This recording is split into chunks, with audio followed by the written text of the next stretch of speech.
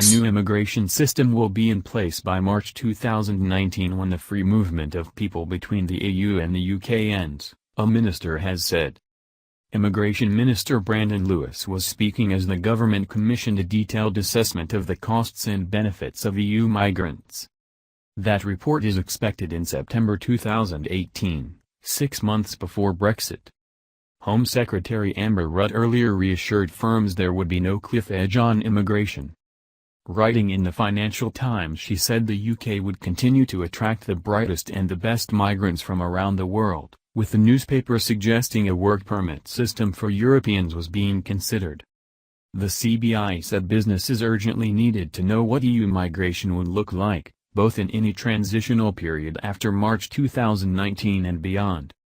Ministers have also promised an extensive consultation to listen to the views of businesses, unions and universities. Immigration was one of the central topics of last year's EU referendum campaign, and ministers have promised to take back control of the UK's borders as they negotiate Brexit.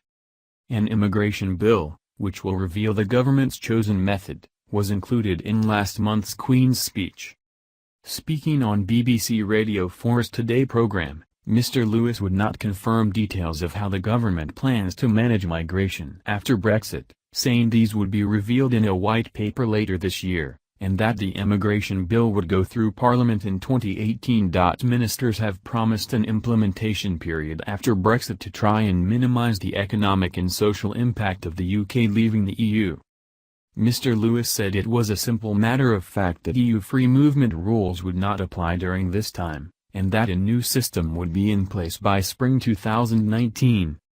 He was also pressed on the Conservative manifesto pledge to reduce overall net migration, currently 248,000, to the tens of thousands.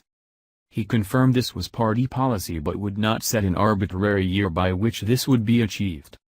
The Home Office has asked the Advisory Committee to consider the regional distribution of EU migration, which sectors are most reliant on it, and the role of temporary and seasonal workers.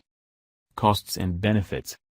The Migration Advisory Committee's report will study the economic and social costs and benefits of EU migration to the UK economy, its impact on competitiveness, and whether there would be benefits to focusing migration on high-skilled jobs.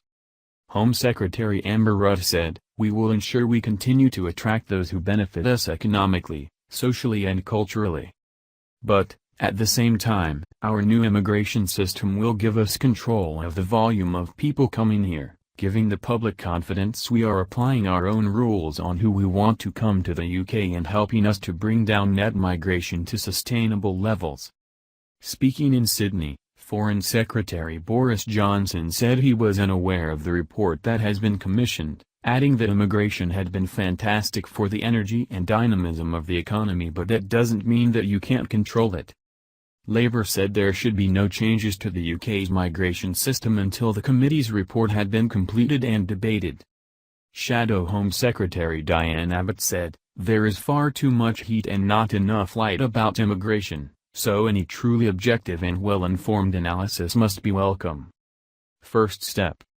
Lib Dem Home Affairs spokesman Sir Ed Davey said the move would do nothing to reassure the hospitals that are already seeing record numbers of EU nurses leaving, or the companies struggling to recruit the staff they need.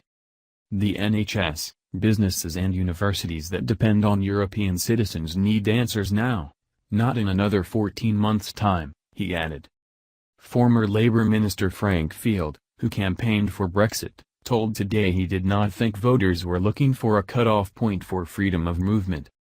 Trump won in America on immigration, not because most people believed he would build a wall, but he convinced people that he was serious about trying to cut the numbers of immigrants no matter how long it took, he said. And I think that's where the British electorate is, and that's where the government ought to start to begin its negotiations.